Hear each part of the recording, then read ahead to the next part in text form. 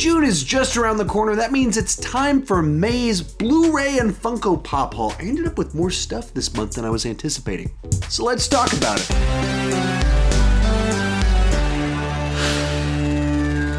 Hi, if you're new here, my name is Sean Chandler, and I love to talk about movies way too much. With that in mind, go ahead and join me down below in the comment section. Let me know, what did you pick up this month? What movies, what toys, all of that fun stuff. Let's have a nice discussion. If you're new to my haul videos, they're intentionally a little bit more laid back. They have kind of less quick editing and everything. Just kind of lets my personality come out a little bit more and you can get to know me.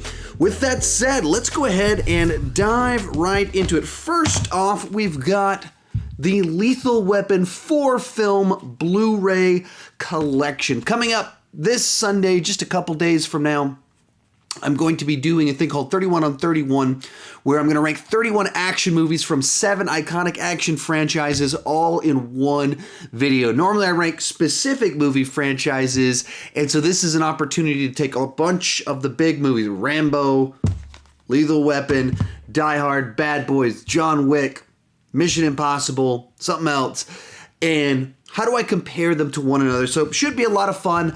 I've always owned the Lethal Weapon movies, but I didn't necessarily own them on Blu-ray, so had to pick this one up. Along those same lines, one of the franchises in there, the Bad Boys franchise. And so I already owned the first film. I don't think I owned the second film.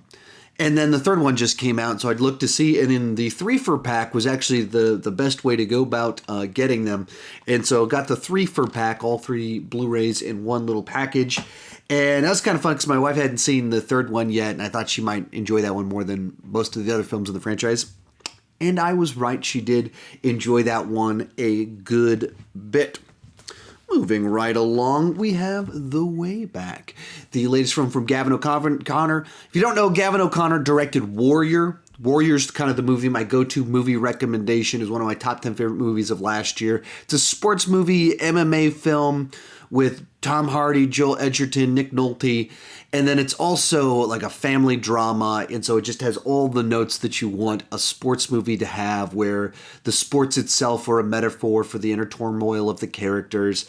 And so this was the director of Warrior, as well as Miracle, returning to the sports genre, this time with Ben Affleck in it as kind of this guy with a troubled past, drinking problem, and just trying to find his way back by coaching the high school basketball team of the Catholic school that he grew up at. And so I didn't full on love the movie as much as I wanted to, the way I loved Warrior, but still one of my favorite movies of this year thus far. Another one that my wife hasn't watched yet, so I picked it up. We'll watch it in the next few days. And but yeah, nice. If you like sports dramas, that is one worth checking out, as well as one dealing with, if you're into films or have struggled in the past with addiction or anything like that. It tackles a lot of this stuff in really, really powerful ways. Next up, a couple of very nice collections. We've got the Steven Seagal collection. Now, you might think from the word collection that there's like a lot of movies. It's only 5 of his movies. So not the full collection, but 5 more on Blu-ray than I had before, and most of the ones that you need to have in your Steven Seagal collection, because he's done like 30 movies, and well, 27 of those you don't want to watch. Anyway, you got Under Siege, which is just a good action thriller. It's from the director of The Fugitive, and so it's just a really solid, well-made movie where Steven Seagal does his things. Tommy Lee Jones is the villain. Gary Busey's one of another villain in it. Then Under Siege 2 is in here as well. Not as good as the original one, but I think some people hate it. I never fully understood why. Hard to Kill, pretty classic Steven Seagal movie about where they try to kill him. He's in a coma for 7 years, and he comes back because he's hard to kill. William Sadler's the villain, another solid one. Then Nico Above the Law. Nico's the title in Europe. It's called Above the Law here in the colonies. But so that was kind of his first starring vehicle, or his first film, also from the director of The Fugitive. So pretty well made. I'm not as big of a fan of his as I have with Under Siege. And then an Executive Decision, the one movie where he was okay with not being the star of the film. And actually it's a Kurt Russell film.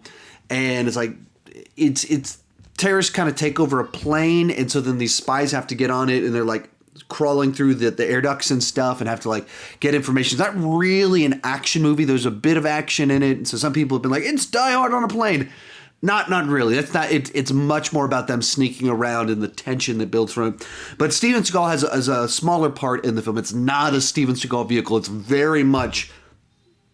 It's like you're looking at the movie that's what his career could have been. He could have had a respectable career over the last 20 years as this tough military guy that does side parts, but instead he wanted to keep being the leading man, and he's made just a series of terrible films. It's also, I believe, the first movie I've ever saw that had Halle Berry in it. Then one, this might surprise you, the Rocky collection, Rocky through Rocky Balboa.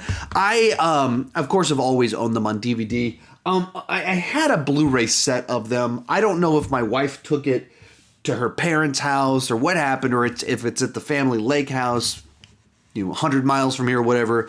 But I haven't had a Blu-ray set of the Rocky movies for a while, and I always put Rocky movies on in the background random times watching, or when I'm working out and everything. So I didn't have it, so I was like, all right, I'm stuck at home right now. I got to get the Rocky movies. And so it's kind of fun. I watched through about half of them, a very random selection. It was literally the middle section. I watched 3, 4, and 5 are the 3 I watched. Not the first one, not the last one, not in order. I think I started with 4, then did 3, then did 5. Something like that. That's just total nonsense. But so actually, I think in June I'm going to do a couple of Rocky videos, like on the final fights and the montages, or at least one of those videos. Do some fun stuff, but pick this bad mamba jamba up. All right, moving along from there, I got a bunch of fan mail this month. If you don't know, in the description of all my videos, I have a P.O. box where you can send me letters, or if you want to send me stuff. I still blows my mind that people care enough to do that. And so if you want to do so, you can do so. The link, the address is down below in the description. And with that said, I'm just going to walk you through the stuff. And I unboxed them over on my other channel. So there's actually a video right up here. Try to remember. I'll wave my hands around a lot so I can see this one editing. Right up here, a link to a video over on my second channel where I unboxed all these and gave more personal thank yous to everyone. But first one received the Steelbook 4K for Jason Bourne. The little background on this one is that last month or 2 months back, I bought. Where is it? Right here. I bought this collection of the Jason Bourne films based off of reading it and being like, okay, all the Bourne films, the collection, and it mentioned Jason Bourne in it. And then I got it, and I guess this is the Blu-ray set that came out in 2016 as Jason Bourne was coming out. So it doesn't actually have the movie. Instead, it came with this cardboard thing in the slot where the movie goes. And so there's a slot to put the disc for Jason Bourne, but it didn't have the movie Jason Bourne. So someone saw that in last month or 2 months ago's Blu-ray haul, and they decided to send it to me. So that's so cool to me that someone would care enough to do that. So thank you so much. Next up. Next one received in fan mail, Sing Street. I heard so many people glowing about this movie back in, 2016? And so many people telling me that they even liked it more than La La Land, and I just haven't seen it yet. And so I've been pretty excited to receive this one because it's the sort of movie that'll get me a lot of husband points because my wife loves musicals, especially a little bit offbeat or anything like that. So it just seemed right up my like a perfect one as a nice gift to me that I can also treat as a gift to my wife. So one of these days we'll check that one out in the month of June. I haven't had time to check some of these out because I received them obviously over the month of May because I've been working on that 31 on 31 action ranking deal. And so that's kind of eaten up a lot of my time. But now I have time so I can start to check these out in June. Next up, here's one that a bunch of you love. I've only seen it once, The Nice Guys. That from Shane Black a few years back, kind of action, detective, thriller, comedy, a bunch of that different stuff that Shane Black is kind of known for, with Russell Crowe and Ryan Gosling in the lead. And I've only seen it once, and I think I was in a kind of a weird mood. I like half asleep, and so I didn't get the proper experience. So it's one that's been very much on my mind of like, okay, I'm way far off from a bunch of people that tend to have the same taste as me on this movie. I'm probably in the wrong. I need to give it a watch. And right as I was having those thoughts, I opened some fan mail, and there it was, which was pretty cool. Next up, we have Shadow. This is one that I'm not... I hadn't heard too much about it, received it in my fan mail, and the person left me a little note saying that this was their favorite movie of last year. And so pretty excited to check it out. I haven't done as good of a job of following some foreign films as I would like to. And I used to be huge into Hong Kong cinema. I mean, like, my first movie website was a Jackie Chan fan webpage back in the late 90s when he was much more known for his Hong Kong work than his Hollywood work. And so I used to be huge. And I've just kind of gotten off track on some of it. So it's pretty exciting to see when it's like, okay, this is a good opportunity for me to kind of dig in deep on some of this stuff and explore some things that I really need to be looking into some more. And while we're in quarantine and no new movies are coming out, I'm trying to find a way to find one day a week or something like that where I do kind of review like a foreign film or some of the films that I receive in my fan mail. So this is one that I'm looking at for the month of June to talk about. And I've been talking about doing Three Idiots, the Bollywood film, for a while. And so those are two that are very much on my mind to try and review in the month of June. Next one also received in the fan mail was 42. This is a movie, I saw it in the theater, I believe, or I saw it right when it came out at Redbox or whatever. And I really dug it. It's Chadwick Boseman as Jackie Robinson. Just a great sports story, great story of a person, great story about race issues in America. Just a bunch of stuff that... makes for great cinema and a really inspiring true story. In fact, it was one of those ones that sometimes you watch stories like this and you think, really? Okay, I bet they added that in there.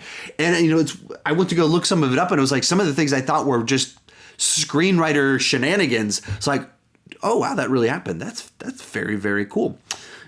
Final two items on Who Be My Funko Pops. First one received this Captain America with Mjolnir in from a fan, which is what makes for like a nice Funko Pop is both a character you love tied to a movie that was really important and just something cool about it. And of course, Captain America with the broken shield, the hammer. Awesome, awesome stuff. Next one, or final item of the day. This is one that my mother actually bought me like 6 months ago or something like that. The child, Baby Yoda. Whenever they first kind of announced that they were working on the Funko Pops and everything, my mom just like immediately was all in on trying to grab those for me. She locks in on different things that she knows I get passionate about, and she can't know all the stuff about nerd culture and keep up with all of it. So she tries to like know those handful of things that are easy bets. Mandalorian Funko Pop. Easy bet. And then they didn't have Baby Yoda's right at first because it was like a surprise. They didn't want the whole team at Funko to know that this Baby Yoda was going to be in the show. So they didn't do the toy at first. And so then immediately, it's such a toyable character that they had to rush the production of him as soon as the show debuted. So first run, first batch, my mom got me one. So thank you, Mother. Greatly appreciated. And fans that sent me some fan mail, once again, greatly appreciated. Everyone, thank you so much for watching. Tell me what you picked up this month. If you want to send me fan mail, the link is down, or the address is down below in the description. And keep talking movies too much.